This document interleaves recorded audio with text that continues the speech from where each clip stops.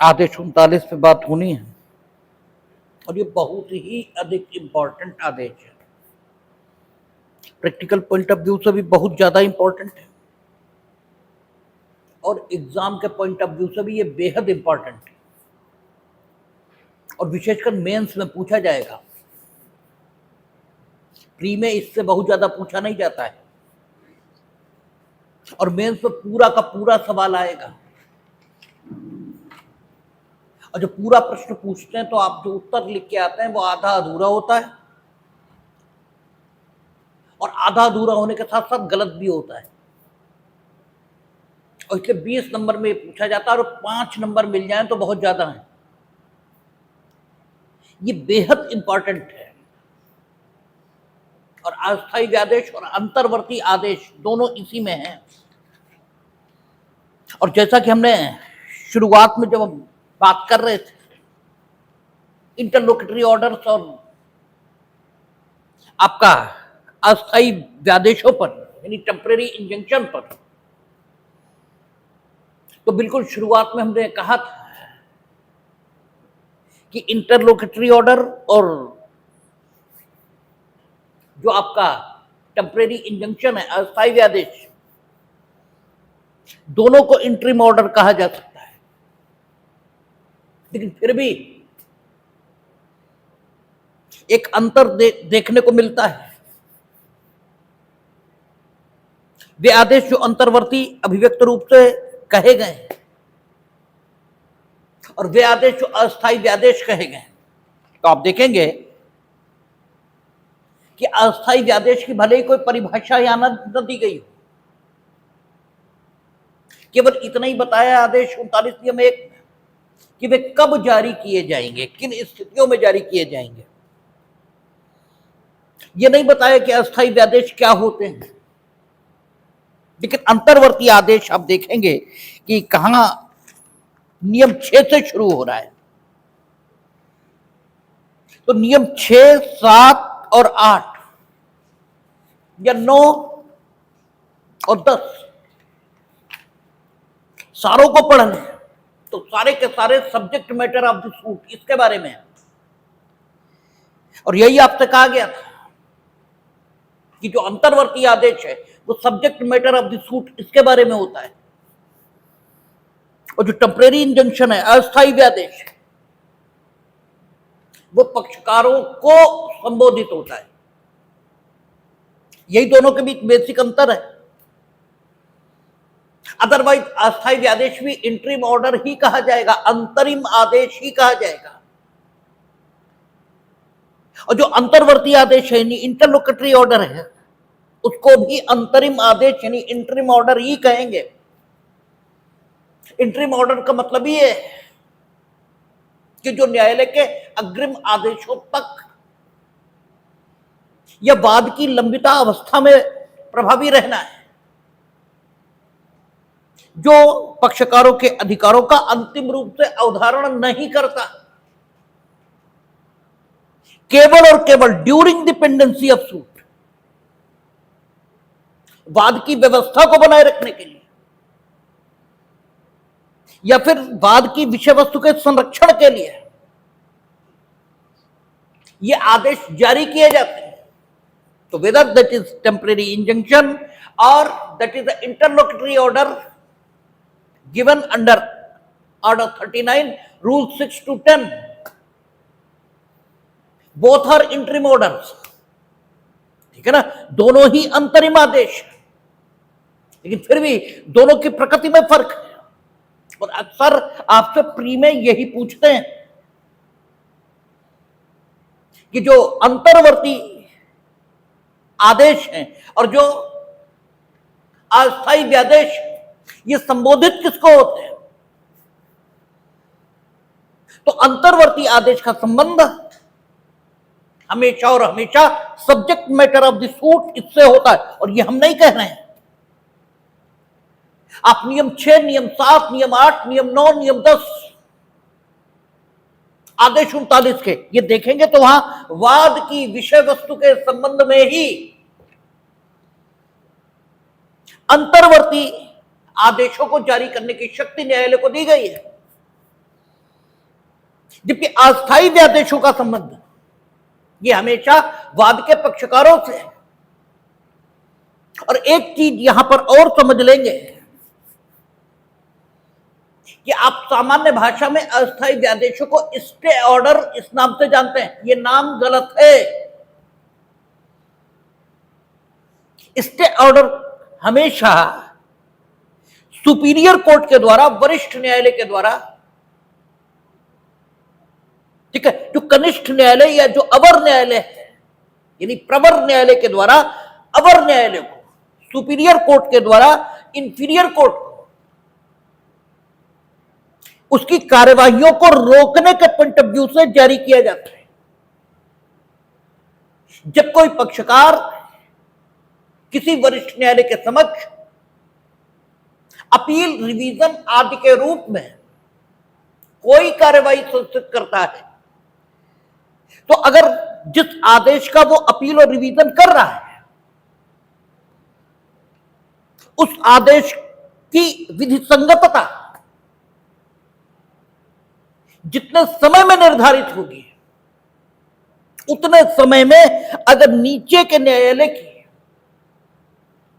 कार्यवाही चलती रही तो अपील या रिवीजन में कुछ भी डिसाइड हो, भले ही अपीलेट कोर्ट या रिवीजनल कोर्ट ये पाए कि प्रश्नगत आदेश मीनिंग दरवाइज जिसका रिवीजन और अपील की गई वो गलत भी है, भले ही अपीलेट कोर्ट और रिवीजनल कोर्ट ये पा ले, तो भी नीचे तब तक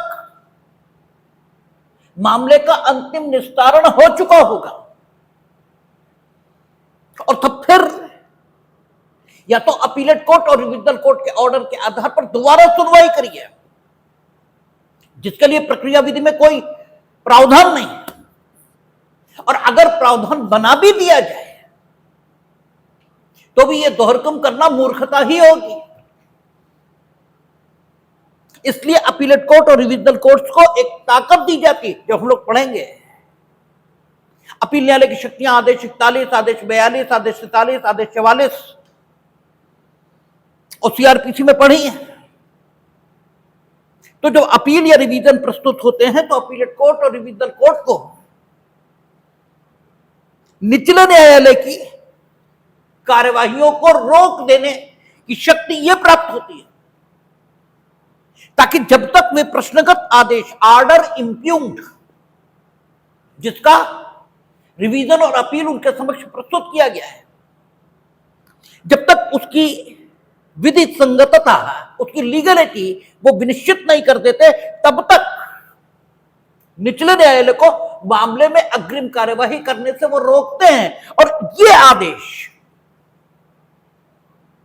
जो निचले न्यायालय की कार्यवाहियों को रोकने के लिए वरिष्ठ न्यायालयों के द्वारा, यानी अपीलेट कोर्ट और रिवीजनल कोर्ट के द्वारा पारित किया जाता है, इसे ही स्टे ऑर्डर या स्थगन आदेश कहा जाता है। यानी बिल्कुल ठीक सेंस में देखेंगे तो अंतर्वर्ती आदेश has the relation with the subject matter of the suit.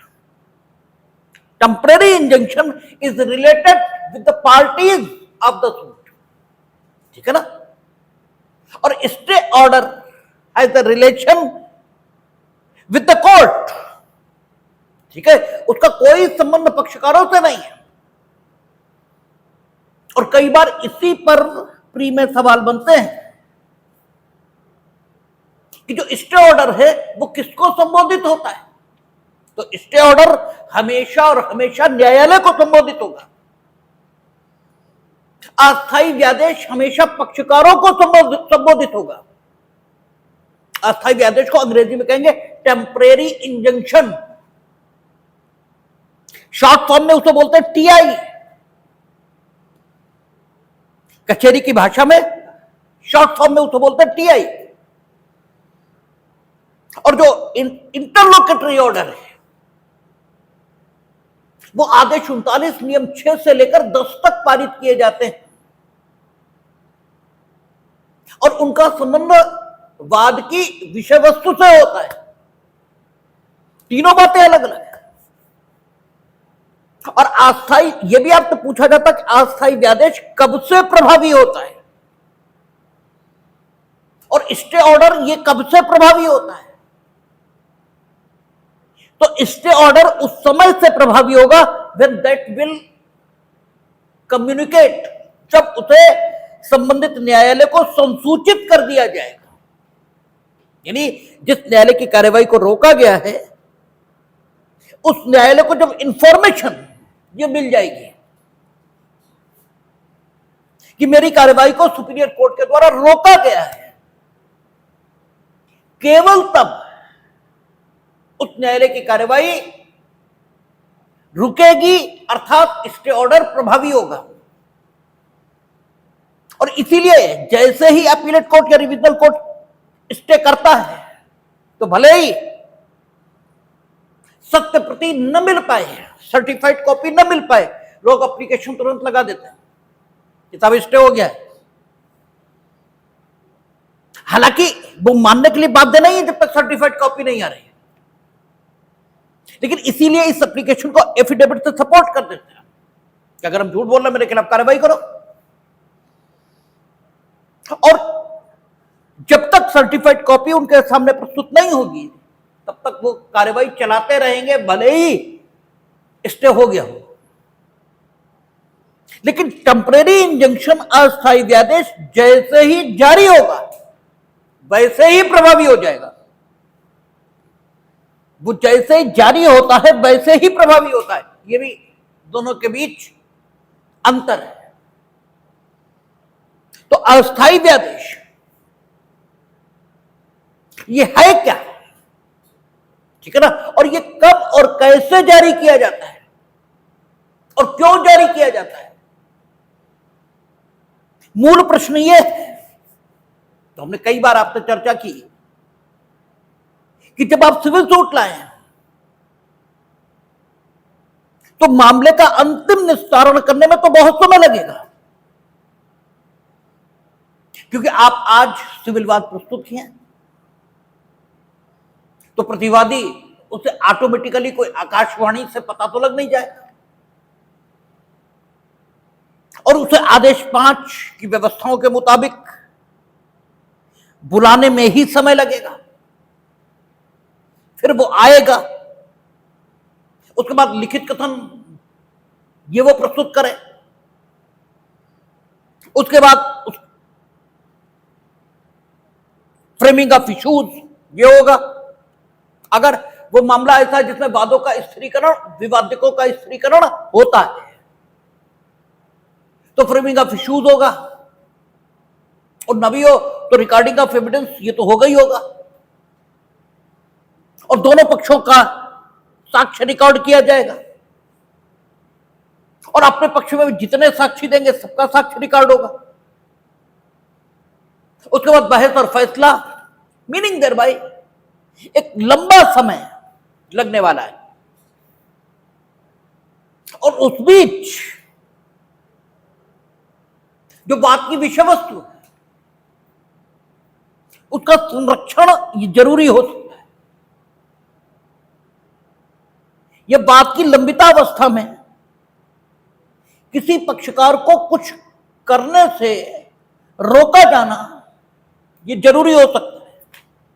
क्या करने से रोका जाना जरूरी हो सकता है, यह भी आदेश 39 नियम 1 और 2 देखेंगे। लेकिन जरूरी हो सकता है कि कुछ करने से रोका जाए पक्षकार को, यह आवश्यक हो सकता है।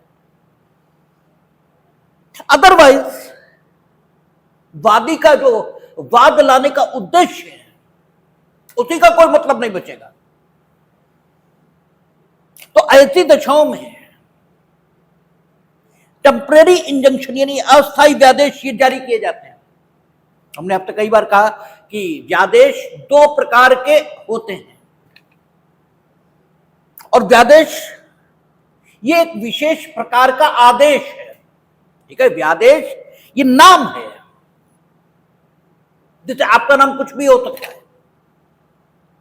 तो ऐसे ही न्यायालय का एक विशेष प्रकार का आदेश व्यादेश कहलाता है, जिसके माध्यम से न्यायालय किसी पक्षकार को शाश्वत काल के लिए, हमेशा के लिए कुछ करने से रोक सकता है। यह न्यायालय किसी पक्षकार से कुछ करने के लिए कह सकता है, यानी कुछ करने से रोक सकता है और कुछ करने के लिए कह सकता है। और ऐसा वो करेगा कब? जबकि किसी पक्षकार के द्वारा कुछ न किया जाना या कुछ किया जाना वाद के दूसरे पक्षकार के विधिक अधिकारों की रक्षा के लिए, ठीक है, किया जाना या न किया जाना जरूरी हो। यानी जब एक आदमी के विधिक अधिकारों की रक्षा के लिए दूसरे के द्वारा कुछ किया जाए या दूसरे के द्वारा कुछ न किया जाए, ये जरूरी हो, तब न्यायालय पूरी प्रक्रिया के अपनाने के बाद एक विशेष आदेश जारी कर सकता है और इस आदेश को ही व्यादेश कहा जाता है। जब ये किसी पक्षकार को कुछ करने का आदेश देता है कि आप अमुक काम करिए ताकि वादी के विधिक अधिकारों की रक्षा हो, तब इस आदेश को हम मैंडेटरी इंजंक्शन यानी आज्ञापक व्यादेश ये कहते हैं। ठीक है, तब हम क्या बोलते हैं? आज्ञापक व्यादेश। और जब न्यायालय वादी के विधिक अधिकारों की रक्षा के लिए किसी पक्षकार को कुछ न करने का आदेश देता है, ठीक है, कुछ न करने का आदेश देता है, तब इसे निषेधाज्ञा, ठीक है, तब इसे निषेधाज्ञा ये कहा जाता है। ठीक है, तो दो प्रकार के इंजंक्शन हुए, एक मैंडेटरी इंजंक्शन यानी आज्ञापक व्यादेश और दूसरा प्रोबिटरी इंजंक्शन यानी निषेधाज्ञा। ठीक है, यह निषेधात्मक व्यादेश, ये प्रकृति के अनुसार व्यादेशों का विभाजन हुआ और ये व्यादेश होंगे और न्यायालय द्वारा जारी किए जाएंगे। ये कहां लिखा है? सेक्शन 38 to 42 विनिर्दिष्ट अनुतोष अधिनियम, स्पेसिफिक रिलीफ एक्ट। हमने आपसे पहले कभी चर्चा में कहा होगा कि दो चीजें होती हैं, एक कानून होता है और एक इक्विटी यानी साम्या। लॉ और इक्विटी ये दो बातें, और दोनों में जो बेसिक फर्क होता है, तो वो बेसिक फर्क ये होता है कि लॉ सामान्य होता है, सामान्य होता है मीनिंग देयर बाय वो सभी व्यक्तियों पर लागू होता है एक समान रूप से। लेकिन कभी कभी ऐसी स्थितियां आती हैं कि अगर लॉ को लागू किया जाए तो वो अपनी सामान्यता के कारण, ठीक है, यानी कानून सबके लिए बराबर है, ठीक है, ये कहते हैं ना, तो कभी ऐसी स्थिति होगी कि कानून को अगर सभी पर उसकी इस विशेषता के मुताबिक कि वो सबके लिए समान है लागू कर दिया जाए तो पक्षकारों के साथ अन्याय होगा। ठीक है, कानून जब अपनी सामान्यता के कारण व्यक्तियों के साथ अन्याय करना शुरू करता है, तब उस अन्याय का प्रतिकार करने के लिए, एक पद्धति विकसित हुई है, ठीक है ना, एक प्रक्रिया विकसित हुई है, उस प्रक्रिया का नाम ही इक्विटी है, उसी का नाम साम्य है। ठीक है, उस विशेष परिस्थिति में जब कानून अपनी सामान्यता के कारण अन्याय पैदा करे, तब न्यायालयों को शक्ति दी जाती है कि उस विशेष मामले में, उस विशेष स्थिति में वे कानून को उसकी सामान्यता के मुताबिक लागू न करें, बल्कि उस विशेष मामले में, उस विशेष मामले की परिस्थितियों के मुताबिक वो करें जो न्याय, सुआत्मा और शुद्ध अंतःकरण इसकी पुकार हो। यानी उन विशेष, न्याय का मतलब क्या हुआ? न्याय का अर्थ हुआ जो होना चाहिए वो।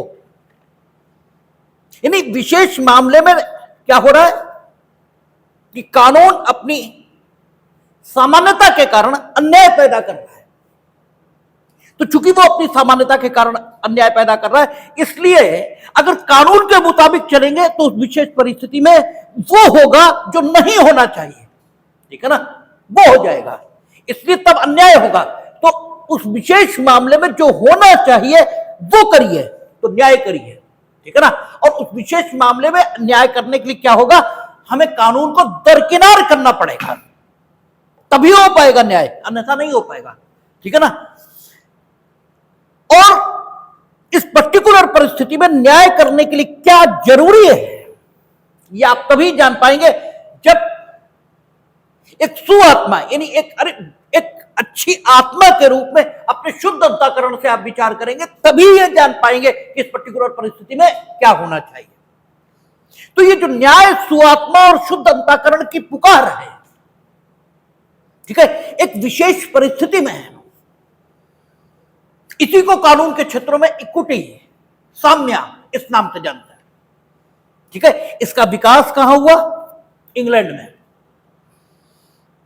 इंग्लैंड में दो प्रकार के न्यायालय होते थे, एक को चांसरी कोर्ट बोलते थे और एक को Kings bench. Kings bench enacted law, जो इंग्लैंड की पार्लियामेंट पास कर रही थी, उसको लागू करते थे, ठीक है। और जो चांसरी न्यायालय था वो इक्विटी की शक्ति को प्रशासित करता था। यानी जब कभी किंग्स बेंच से निर्णय हो जाने के बाद भी, ठीक है, पक्षकार ऐसा अनुभव करते थे कि उनके साथ पूर्ण न्याय नहीं हुआ, तब क्या होता था? तब वे चांसरी न्यायालय को जाते थे और फिर चांसरी न्यायालय वो करता था ताकि पक्षकारों को पूर्ण संतुष्टि हो। जैसे क्या हुआ, हमने आपसे मकान बेचने की संविदा कर ली, क्या अमुक मकान हम आपको बेच देंगे। बाई चांस आपका भाग्य खुला, वही हवाई अड्डा बन गया। अब मेरे मन में लालच आ गया कि हम तो संविदा का पालन करेंगे ही नहीं, ठीक है। और जिस समय संविदा हुई थी उस समय वहां जमीन बहुत सस्ती थी, ठीक है। तो हवाई अड्डा बनने का फायदा किसे मिलना चाहिए? आपको मिलना चाहिए, ठीक है, हमें तो नहीं मिलना चाहिए। और हमने संविदा का पालन कर दिया और जानबूझ के कर दिया, क्योंकि हमें मालूम है सेक्शन 73, ठीक है, इसके मुताबिक क्या कर लोगे हमारा? अरे प्रतिकर ही तो ले लोगे, और क्या ले लोगे हमसे, ठीक है। और प्रतिकर कितना लोगे? जितना तुमने दिया। जितना दिया वो तो बहुत कम है, और ये अनड्यू लाभ हमने ले लिया, ठीक है, जो लाभ हमें नहीं मिलना चाहिए।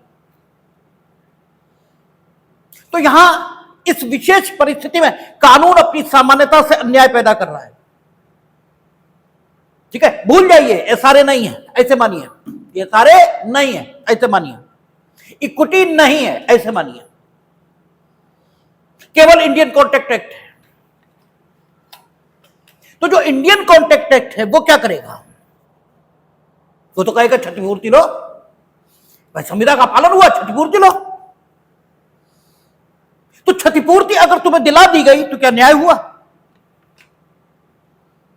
ये तो न्याय के नाम पर घोर अन्याय हुआ। इसी स्थिति को बदलने के लिए इंग्लैंड में क्या हुआ? चांसरी न्यायालयों का गठन हुआ। और शुरुआती दौर में चांसरी न्यायालयों में जो न्यायाधीश न्याय को प्रशासित करता था उसे न्यायाधीश नहीं कहते थे, उसे प्रेटर ये कहते थे। उसका नाम क्या होता था? प्रेटर, ये नाम होता था। और जो किंग्स बेंच में न्याय प्रशासित करता था उसे न्यायाधीश कहते थे। तो प्रेटर क्या करता था, पक्षकार को उन्होंने बुलाया और बंद कर दिया और कहा जब तक तुम अपनी मर्जी से इस संविदा का अनुपालन नहीं करोगे, क्योंकि इसमें पूर्ण न्याय क्या है, ऐसी दशाओं में पूर्ण न्याय, क्षतिपूर्ति नहीं है। ऐसी दशाओं में पूर्ण न्याय यही है कि संविदा का विनिर्दिष्ट अनुपालन होना चाहिए। जो संविदा हुई थी उसका अनुपालन होना ही चाहिए। ठीक है, इसीलिए कहते हैं कि इंडियन कॉन्ट्रैक्ट एक्ट में जो सामान्य अनुतोष है वो क्षतिपूर्ति है, लेकिन संविदाओं का विनिर्दिष्ट अनुपालन यह भी संविदा भंग के प्रति अनुतोष है। लेकिन यह सामान्य अनुतोष नहीं है, यह तभी दिया जाएगा जब सामान्य अनुतोष देने पर पक्षकार अपने साथ अन्याय हुआ अनुभव करे। ठीक है ना, तभी यह दिया जाएगा। शुरुआत में यह प्रेटर पर छोड़ा गया कि वो तय करे कि पक्षकार उसके पास आवेदन कर रहे हैं तो वो तय करे कि पक्षकार जो हमारे पास आया है आवेदन लेकर, क्या वाकई अगर उसके साथ कानून हम लागू करें तो पूर्ण न्याय नहीं हो पाएगा। ठीक है, ये तय करने का काम शुरुआती दौर में प्रेटर के पास रहा कि वो ये तय करे कि उस विशेष मामले में जिसकी शिकायत लेकर कोई पक्षकार उसके पास आया है, उस विशेष मामले में कानून के मुताबिक क्या वाकई न्याय किया ही नहीं जा सकता, मीनिंग देयर बाय साम्या की सहायता लेनी पड़ेगी या नहीं, ये तय करने का काम वो खुद करे। लेकिन कालांतर में यानी समय के बीतने के साथ एक तो परिवर्तन इंग्लैंड में आए। एक तो किंग्स बेंच और चांसरी न्यायालय की शक्तियां एक ही कोर्ट को दे दी गई। दोनों, पहले चांसरी न्यायालय और आपका किंग्स बेंच अलग अलग होता था, फिर एक ही न्यायालय आ गया, उसे साम्या की भी शक्ति है, चांसरी न्यायालय की भी शक्ति है और किंग्स बेंच की भी। और दूसरी चीज, विधायिका ने स्वयं यह तय कर दिया कि किन किन मामलों में, ठीक है, कानून अपनी सामान्यता के कारण, अपनी जनरलिटी के कारण, उसकी जो ये प्रवृत्ति है कि सब पर समान रूप से लागू होगा, इसके कारण अन्याय पैदा करेगा, उसको विधायिका ने स्वयं निश्चित कर दिया और यह तय कर दिया कि केवल इन्हीं स्थितियों में विनिर्दिष्ट अनुपालन, ठीक है ना, या अन्य कोई विनिर्दिष्ट प्रकार का अनुतोष दिया जाएगा। यह विधायिका ने कालांतर में खुद तय कर दिया। ठीक, ये इंग्लैंड की स्थिति हुई। ये हम आपको बता इसलिए रहे क्योंकि जब ट्रॉट पढ़ेंगे तो बड़ी दिक्कत आएगी। ठीक है, वो चांसरी न्यायालयों द्वारा ही डेवलप की गई चीज है, इसलिए प्राइमरली आपके दिमाग में रहना चाहिए। तो इंग्लैंड की स्थिति तो यह है। हिंदुस्तान की बात करें तो हिंदुस्तान में हमेशा से मीनिंग दर भाई, जब से वर्तमान कोर्ट सिस्टम या इसके पूर्वाधिकारी जो कोर्ट सिस्टम थे, यानी इंग्लिश कोर्ट सिस्टम इस हिंदुस्तान में जब से इंट्रोड्यूस हुआ, ठीक है, तब से हमेशा हिंदुस्तान में चांसरी न्यायालय और जो किंग्स बेंच थी, यानी अधिनियमित विधिका न्यायालय और साम्या की शक्तियां एक ही न्यायालय को रही हैं। यहां कभी भी अलग अलग न्यायालय कॉन्स्टिट्यूट नहीं हुए चांसरी कोर्ट और किंग्स बेंच की तरह। इंग्लिश कोर्ट सिस्टम का पहला न्यायालय हिंदुस्तान में कौन सा है? Mayor court. किसका? ईस्ट इंडिया कंपनी का, जो 1687 के आसपास स्थापित हुआ था, 1687 ही है शायद। उसके बाद मेयर कोर्ट राजा के स्थापित हुए, वो ईस्ट इंडिया कंपनी का था। फिर 1773 का रेगुलेटिंग एक्ट आया और 1773 के रेगुलेटिंग एक्ट के द्वारा सुप्रीम कोर्ट, उसका नाम सुप्रीम कोर्ट था, वो सुप्रीम कोर्ट था नहीं, उसका नाम सुप्रीम कोर्ट था। वो बंगाल प्रेसिडेंसी, बंबई प्रेसिडेंसी और सूरत प्रेसिडेंसी 3 जगह स्थापित हुए थे, लेकिन 1973 के रेगुलेटिंग एक्ट से बंगाल में सुप्रीम कोर्ट स्थापित हुआ था। उसे भी इन सारे न्यायालयों को साम्य की शक्तियां और किंग्स बेंच की शक्तियां रही हैं। उसके बाद 1726 में मेयर कोर्ट स्थापित हुए, वो भी राज्य न्यायालय थे, राज्य के न्यायालय थे। और ऐसे जैसे जैसे 1861 में फिर हाई कोर्ट स्थापित हुए, फिर आपका फेडरल कोर्ट आया, फेडरल कोर्ट के बाद फिर हमारा उच्चतम न्यायालय आया। जब भी यानी जो भी स्थितियां हैं हिंदुस्तान में, कभी भी चांसली न्यायालय और किंग्स बेंच की शक्तियां अलग अलग नहीं रही। कुल मिलाकर हम आपको जो समझाना चाहते हैं वो ये कि इक्विटेबल रिलीफ है ना, सामयिक शक्तियां, ये न्यायालय की पूर्ण न्याय करने की शक्तियां हैं। जब न्यायालय को लगता है कि कानून अपनी सामान्यता के कारण अन्याय पैदा करेगा, तब वो साम्य की शक्तियों का उपयोग करता है। और सबसे पहले अरस्तु ने इसकी बात की थी, ठीक है। उसने, उसका प्रसिद्ध कोट कि 2 बकरों की बलि दी जा सकती, 2 भेड़ों की नहीं दी जा सकती, क्योंकि अरस्तु जिस समाज में था वो पशुपालक समाज है, ठीक है। उस समाज में जो पशु है वो संपत्ति है, तो कहता है कि बकरों की बलि दी जा सकती है, लेकिन भेड़ों की नहीं, क्योंकि वो ऊन, मांस और सबका स्रोत है, इसलिए, ठीक है। वो कहता वैसे कैदियों को छोड़ना विद्रोह है, ठीक है। वैसे तो कैदियों को छोड़ना विद्रोह है, लेकिन विशेष अवसर पर विशेष कैदियों को छोड़ देना ये उचित भी हो सकता है, ठीक है ना। तो उसने अभी सामयिक न्याय है इस नाम से न्याय को पहचाना था। उसने कहा था कन्वेंशनल जस्टिस होता है, और कन्वेंशनल जस्टिस कानून के मुताबिक होता है। जो चोरी करेगा वो अमुक दंड से दंडित होगा, ठीक है। और भारत का निवासी है तो पूरी दुनिया में कहीं भी चोरी करेगा जहां दंडित होगा। और हम भारत के नागरिक के तौर पर गए और पाकिस्तान के सिस्टम से वो चीज चुरा लाए कि उनके न्यूक्लियर वेपन कहां तैनात है, तो चोरी तो हमने की, लेकिन हमें दंडित करोगे या पुरस्कृत? हम तो भारतीय नागरिक हैं, दुनिया में कहीं भी करेंगे। चलो आप एटॉमिक वेपन बात अलग कर दी, ठीक है। हम उनके सेनाध्यक्षों का सब सोना चुरा लाए, ठीक है, इस उद्देश्य से कि ताकि ये भिखारी हो जाए, कल हम इन्हें लालच देकर अपने पक्ष में मिला सके, इसके लिए चुरा लाए। चोरी तो हमने की, लेकिन कानून अपनी सामान्यता के कारण यह अन्याय पैदा करेगा। अगर हमें दंड दे रहे हो तो यह अन्याय है। तो ऐसी दशाओं में साम्य की शक्तियां उपयोग होंगी, और साम्य शक्तियां हैं का वर्तमान बीएनएसएस की धारा 528 न्यायालय की अंतर्निहित शक्तियां, वो साम्य की शक्तियां हैं। क्योंकि अपराध ये एक गंभीर बात है, इसलिए वहां साम्य की शक्तियां सामान्य दंड न्यायालय को नहीं दी,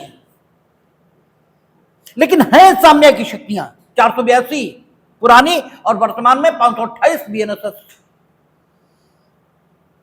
इसमें हमें क्षमा भी किया जा सकता है इसके लिए, यद्यपि भारतीय हम हैं और भारत का नागरिक पूरे दुनिया में कहीं भी अगर कोई अपराध, कोई ऐसा कृत्य करेगा जो बीएनएस के मुताबिक अपराध समझा गया है, तो वो भारत की धरती पर ऐसे दंडित होगा मानो उसने भारत की धरती पर अपराध किया है। कानून तो ये है। तो कानून अपनी सामान्यता के कारण जब अन्याय पैदा करता है, तब न्याय करने के उद्देश्य से न्यायालय को कुछ शक्तियां दी गई या एक विशेष प्रक्रिया पद्धति का विकास हुआ जिसे साम्य की शक्तियां कहा गया। और शुरुआती दौर में न्यायालय को स्वयं यह तय करने का अधिकार रहा है कि विशेष परिस्थिति में वो किस प्रकार की ताकत का उपयोग करे ताकि पक्षकारों के बीच पूर्ण न्याय हो जाए। लेकिन वर्तमान में लगभग सभी देशों में और हमारे देश में भी उन क्षेत्रों को तय कर दिया गया और उन अनुतोषों को भी तय कर दिया गया, ठीक है, जो साम्य के आधार पर दिए जा सकते हैं। और इसके अलावा अंतर्निहित शक्तियां ये प्रोसीजरल लॉज में बना दी गई ताकि मामला अगर विनिर्दिष्ट अनुतोष अधिनियम से शासित न हो रहा हो, ठीक है, तो फिर न्यायालय स्वयं को प्राप्त अंतर्निहित शक्तियों के आधार पर पूर्ण न्याय कर सके। दीवानी मामलों में हम लोग देखेंगे कि प्रमुखता ये शक्ति साम्य की न्याय करने के लिए न्यायालय को 151 सीपीसी में मिली है, मुख्यतः, बाकी अन्य जगह भी मिली है, ठीक है। लेकिन प्रमुखता 5 प्रकार के विनिर्दिष्ट अनुतोष माने गए, 5 प्रकार के। एक, जब आप अपनी चल संपत्ति या अचल संपत्ति से बेकब्जा कर दिए गए, ठीक है, तब उस चल या अचल संपत्ति का कब्जा प्राप्त करना, क्योंकि आप चल या अचल संपत्ति से बेकब्जा किए गए, आपको विधि विरुद्ध ढंग से किसी को भी आपके कब्जे की संपत्ति से बेकब्जा करने का हक नहीं है। अगर वो करता है तो आपको वापस अपनी संपत्ति का कब्जा प्राप्त करने का अधिकार है। तो कब्जे के प्रत्युद्धरण के रूप में यह भी मेंस में पूछा जाता है कि विनिर्दिष्ट अनुतोष कितने प्रकार के हैं, ठीक है, विनिर्दिष्ट अनुतोष कितने प्रकार के हैं। तो सबसे पहले कब्जे का प्रत्युद्धरण धारा 5 में है, धारा 6 में है, धारा 7 में है, धारा 8 में है, ठीक है। तो कब्जे का प्रत्युद्धरण। दूसरा, विनिर्दिष्ट अनुतोष संविधाओं का विनिर्दिष्ट अनुपालन 9 में है, 10 में है, 11 में है, 12 में है, 13 में है, 14 में है, 15 में है, 16, 17, 18, 19 और 20 तक, बल्कि 21, 22, 23 भी उसी से संबंधित है, ठीक है। पहले धारा 20 थी विवेकाधिकार न्यायालय का संविधाओं के पालन के विषय पर, अब है सब्स्टिट्यूटेड परफॉर्मेंस, अब यह आ गया है, लेकिन है तो संविधाओं से संबंधित। तो क्या हुआ, रिकवरी ऑफ पोजेशन, कब्जे का प्रत्युद्धरण। दूसरा, विनिर्दिष्ट अनुतोष हुआ संविधाओं का विनिर्दिष्ट अनुपालन। और तीसरा क्या हुआ, रेक्टिफिकेशन ऑफ द कॉन्टेक्ट, ठीक है, संविधाओं का संशोधन, ठीक है, आपका 26। उसके बाद क्या है आपका संविधाओं और लिखतों का रद्दकरण 31, 32, 33, ठीक है। फिर है आपका घोषणात्मक सेक्शन 34, ठीक है। और फिर आता है व्यादेश, ठीक है। व्यादेश सबसे लास्ट है वहां स्पेसिफिक रिलीफ एक्ट में। स्पेसिफिक रिलीफ एक्ट की धारा 36 है, वो ये कहती है कि जब किसी पक्षकार के विधिक अधिकारों का अतिलंघन हो रहा हो और उसके विधिक अधिकारों के संरक्षण के लिए न्यायालय के आदेश की जरूरत हो, तो न्यायालय सिविल प्रक्रिया संहिता द्वारा विहित की गई प्रक्रिया के अनुसार दोनों पक्षों की बात सुनकर उस प्रकार का आदेश जारी कर सकेगा जिस प्रकार का आदेश वादी के विधिक अधिकारों की रक्षा के लिए जरूरी हो। अगर वादी के विधिक अधिकारों की रक्षा के लिए प्रतिवादी को किसी काम को करने से रोकना जरूरी है, तो रोक सकेगा, और रोकने के लिए वो जो आदेश जारी करेगा उसे जिस नाम से जाना जाएगा वो क्या कहलाएगा? निषेधात्मक व्यादेश या निषेधाज्ञा। ठीक है।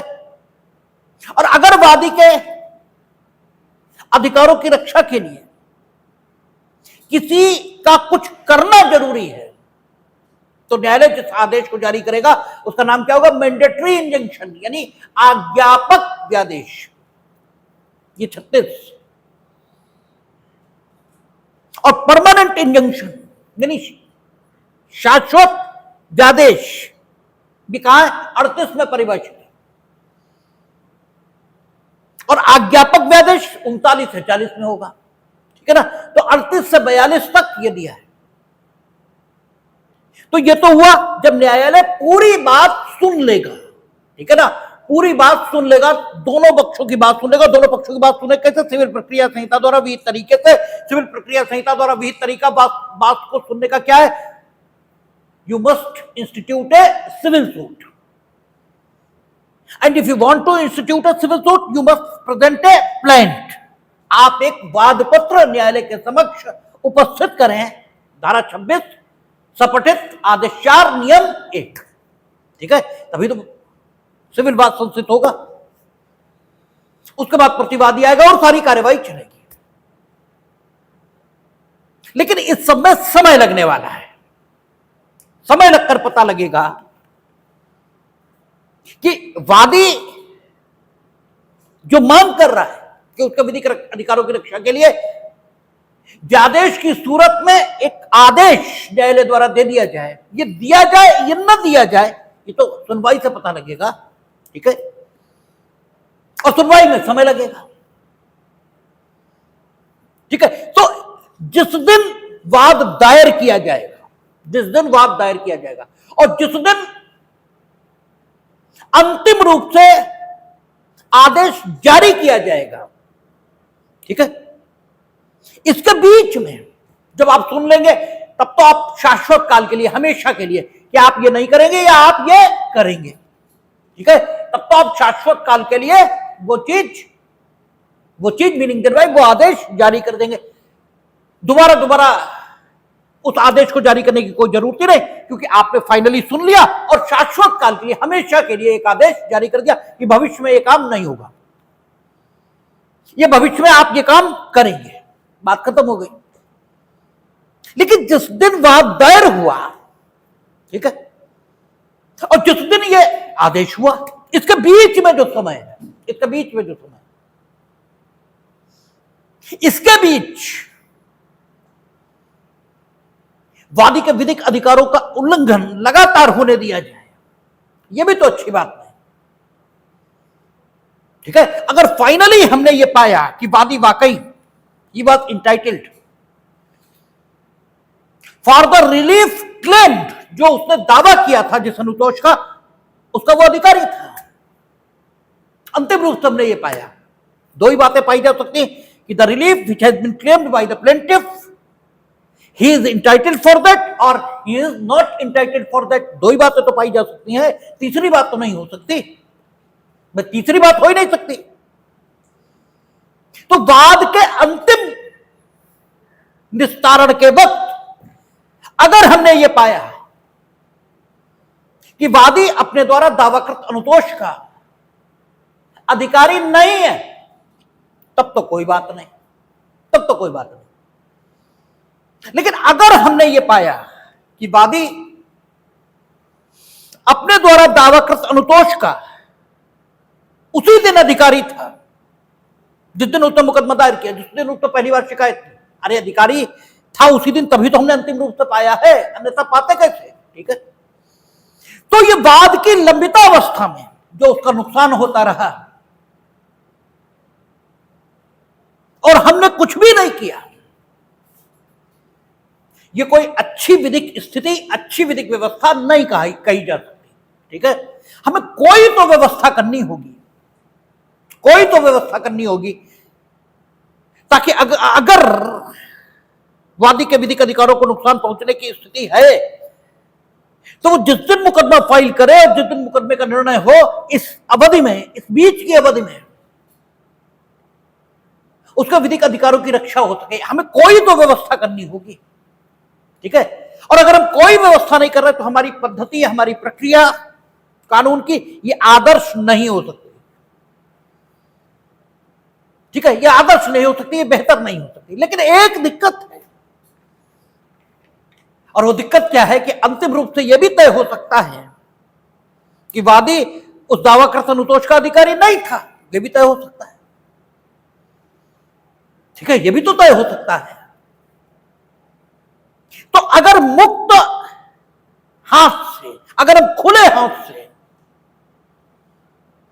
वादी को इस वाद की लंबितावस्था में अनुतोष प्रदान करने के लिए कोई आदेश जारी करने लगे, तो प्रतिवादी के साथ भी अन्याय हो सकता है, ठीक है ना, क्योंकि ये इंटाइटल नहीं है, ऐसा पाया जा सकता है लास्ट में। तो इन दोनों स्थितियों के बीच ये जो कंफ्लिक्टिंग इंटरेस्ट हैं, ठीक है ना, ये जो परस्पर विरोधी हित हैं, ठीक है, कि यह भी पाया जा सकता है कि वादी दावाकृत अनुतोष का अधिकारी है अंतिम रूप से, और तब बात की लंबितावस्था में उसके अधिकारों का जो अतिलंघन होता रहा और हम कुछ नहीं बोले, एक ये हित और प्रतिवादी का ये जो हित, कि यह भी पाया जा सकता है कि वादी दावाकृत अनुतोष का अधिकारी नहीं है, यानी द इंजरी एंड प्रिजुडिस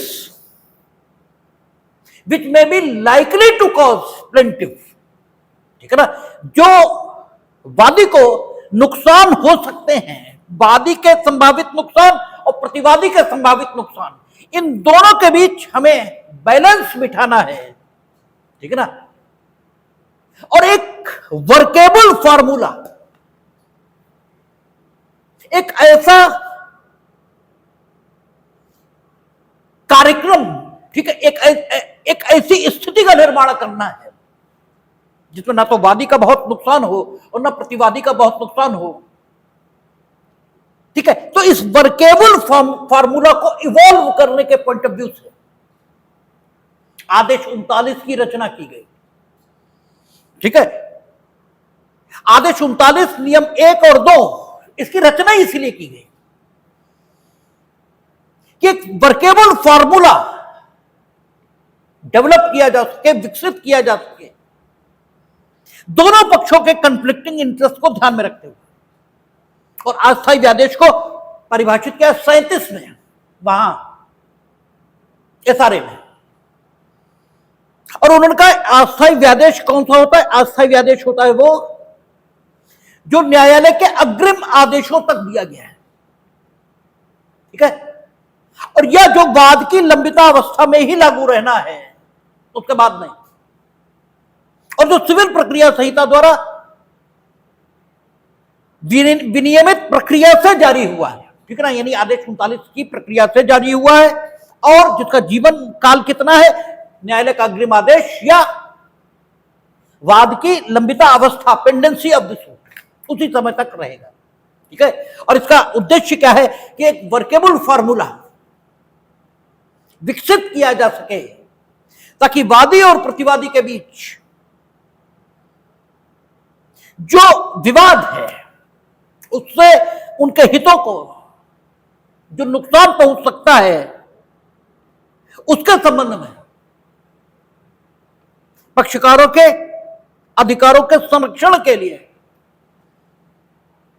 एक ऐसी योजना तैयार की जा सके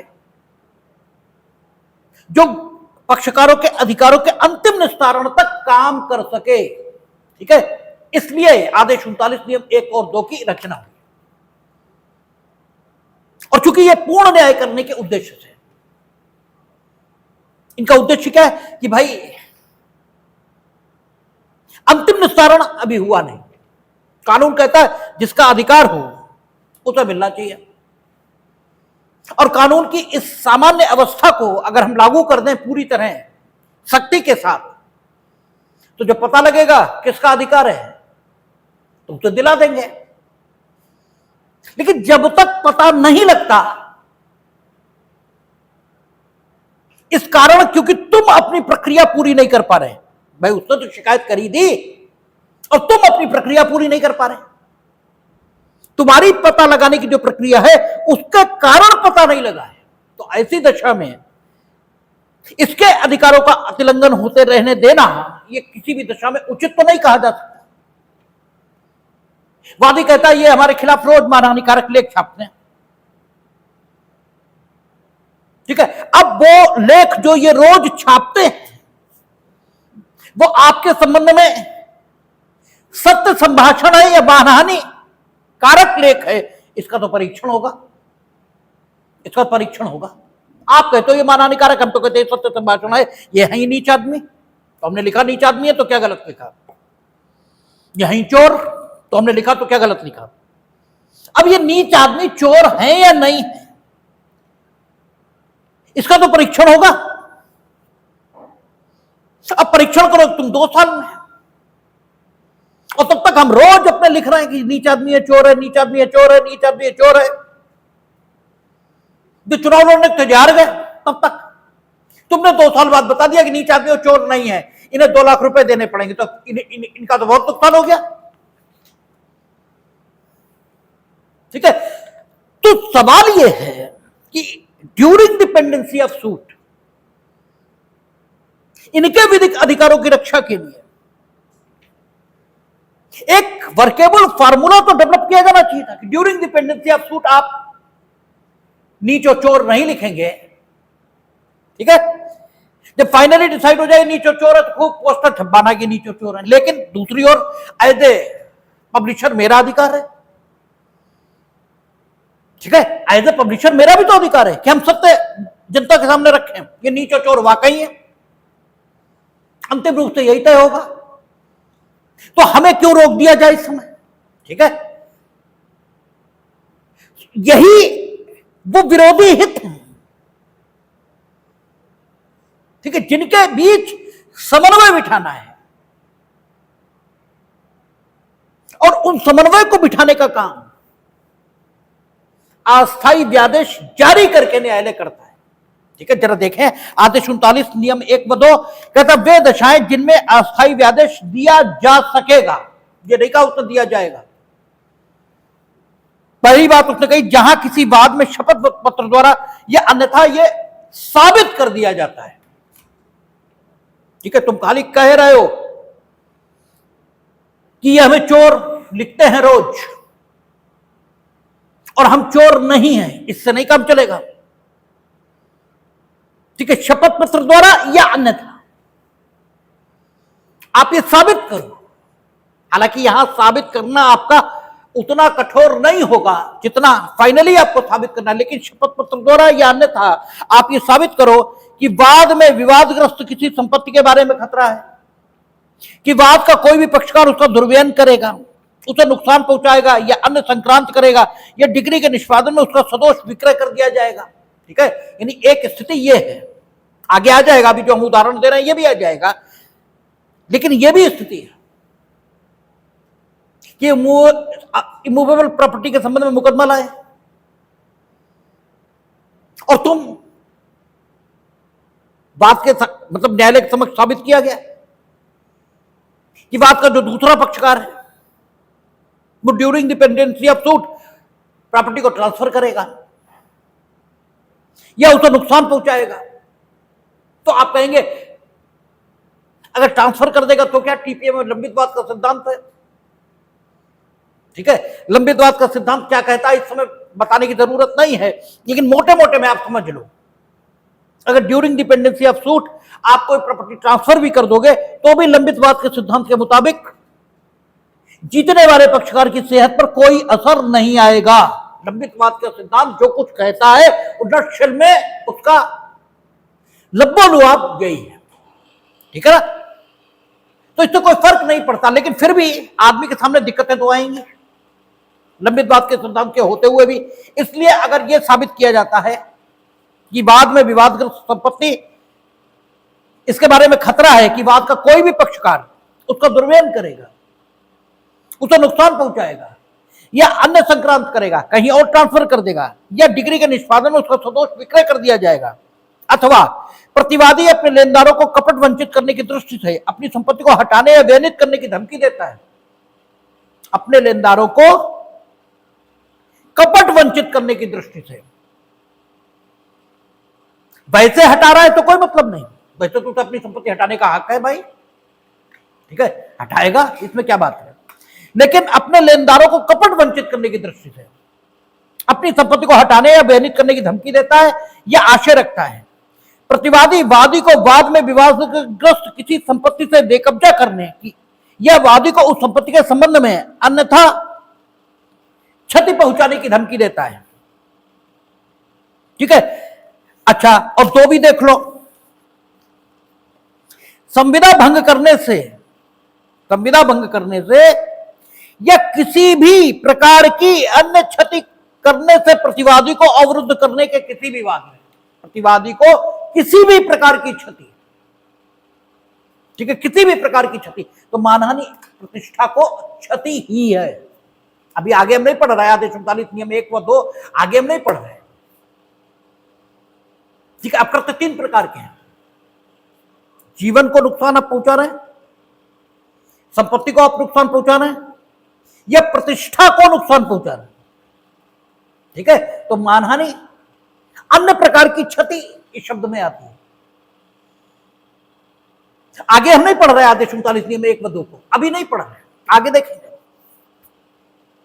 लेकिन कुल मिलाकर यहां पर स्थिति यह आ गई है कि एक और अभिव्यक्ति की स्वतंत्रता व्यक्ति की, यह उसका हित है, ठीक है, और दूसरी ओर आपका हित है। और हम लोग आदेश वो अनुच्छेद 19 वन ए में है, ठीक है, पढ़ के भी आए।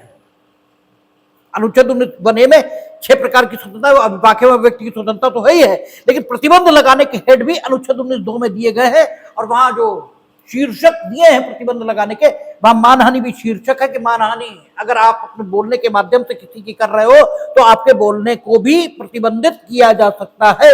लेकिन इस स्टेज पर यह कैसे कहा जा सकता है कि हम जो आपके बारे में लिख रहे हैं कि आप चोर हो, वो मानहानि ही है, ये कैसे तय हो सकता है? क्योंकि हम तो कह रहे हैं कि वो सच है, और सच कभी मानहानिकारक नहीं हो सकता। तो इस स्टेज पर क्या किया जाए, दिक्कत यह है। और वादी कहता है ये झूठ बोल रहा है, मेरी मानहानि कर रहा है, अंतिम डिस्पोजल में समय लगने वाला है। तो ये कंफ्लिक्टिंग इंटरेस्ट आए हैं। प्रतिवादी कहता है सत्य लिख रहे हैं हम, हमें नहीं रोक सकते आप, और वादी कहता है कि झूठ लिख रहे हैं, ये मेरी मानहानि कर रहे हैं, इन्हें रोकिए। और साम्य की मांग ये है कि अगर कानून अपनी जनरलिटी के कारण अन्याय पैदा कर रहा हो तो कानून को लागू मत करिए, साम्य की मांग ये। और कानून ये कहता है कि until and unless anything is proved, आप उसे सच ना माने, ठीक है, जब तक कि साबित ना हो जाए तब तक सच मत मानिए, कानून तो यह कहता है।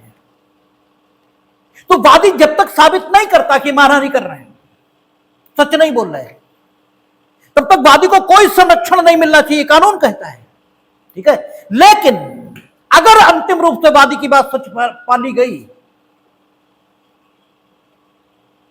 तो कानून की सामान्यता के कारण वादी के साथ अन्याय हो जाएगा। इसलिए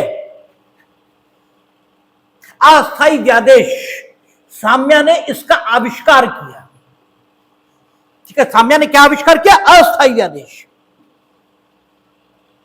और धारा 37 वहां इस साम्य के आविष्कार को अधिनियमित प्रावधान के रूप में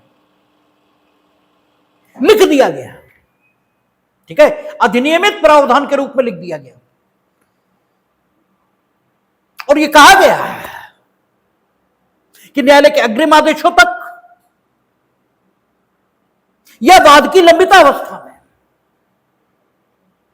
वादी के अधिकारों की रक्षा के लिए या वाद के किसी भी पक्षकार के अधिकारों की रक्षा के लिए, ठीक है, जो कुछ जरूरी होगा, ठीक है, वो न्यायालय सिविल प्रक्रिया संहिता द्वारा बताए गए तरीके से कर सकता है। और सिविल प्रक्रिया संहिता के आदेश 39 नियम 1 और 2 में जो शब्दावली उपयोग की गई है, उस शब्दावली का प्रभाव यह है कि उन दशाओं में जब वाद की लंबितावस्था में वादी अथवा प्रतिवादी किसी भी पक्षकार के अधिकारों की रक्षा के लिए कुछ किए जाने की जरूरत है, तो न्यायालय वो कर सकता है, ठीक है, जो कुछ किए जाने की जरूरत है। और जो कुछ किए जाने की जरूरत है वो जब न्यायालय करता है तो वो उसी को अस्थायी व्यादेश कहा जाता है। उसी आदेश को, यानी न्यायालय वाद की लंबितावस्था में वादी अथवा प्रतिवादी इसके अधिकारों की रक्षा के लिए, क्योंकि फाइनल अंतिम निस्तारण नहीं हुआ है बाद में, इसलिए अंतिम निस्तारण होने तक या अग्रिम तिथि तक वादी अथवा प्रतिवादी के अधिकारों की रक्षा के लिए जो कुछ किया जाना जरूरी है, उसे जब न्यायालय अपने आदेश के माध्यम से करता है तो न्यायालय द्वारा जारी इस आदेश को ही व्यादेश कहा जाता है। यानी अस्थायी व्यादेश क्या है? न्यायालय का एक विशेष प्रकार का आदेश जो उन स्थितियों में जिनका वर्णन आदेश 39 नियम 1 व 2 में किया गया है, ठीक है, उन स्थितियों में वाद के पक्षकारों के अधिकारों की रक्षा के लिए, ठीक है, उस समयावधि तक जारी किया जाता है या उस समयावधि के लिए जारी किया जाता है जिस समयावधि में वाद लंबित रहता है और पक्षकारों के अधिकारों का अंतिम उदाहरण नहीं होता। लेकिन क्योंकि इस स्थिति में पक्षकारों के अधिकारों का अंतिम अवधारण नहीं हुआ होता है, ठीक है ना, और संपूर्ण साक्ष्य जो पक्षकारों के पास है विवादग्रस्त विषय के संबंध में वो न्यायालय के समक्ष नहीं आया होता है, इसलिए ये अस्थायी व्यादेश किस प्रकार जारी किए जाएं, ठीक है ना, किस तरह जारी किए जाएं, इसके संबंध में पूरी दुनिया में एक टेस्ट विकसित किया गया है जिसे ट्रिपल टेस्ट कहते हैं, ठीक है ना, जिसे ट्रिपल टेस्ट कहते हैं, वो विकसित किया गया है। अब वो ट्रिपल टेस्ट क्या है यही पूछा जाएगा मेंस में। और वो ट्रिपल टेस्ट होता है कि प्रथम दृष्टया प्राइमा फेसी वादी का दावा साबित होना चाहिए, दूसरा अस्थायी व्यादेश जारी न होने की स्थिति में दूसरे पक्षकार को नहीं, अस्थायी व्यादेश जारी न होने की सूरत में जो मांग रहा है अस्थायी व्यादेश उसे अपूरणीय क्षति होनी चाहिए और सुविधा का संतुलन इस पक्षकार के पक्ष में होना चाहिए जो अस्थायी व्यादेश मांग रहा है। तो सुविधा का संतुलन कब इसके पक्ष में कहा जाएगा? इर्रेपरेबल इंजरी, यानी ऐसी क्षति जिसकी पूर्ति नहीं की जा सकती, अपूरणीय क्षति, यह कब हुई मानी जाती है, और प्राइमा फेसी केस यहां कब माना जाता है, इस पर बात कल करेंगे। देखिए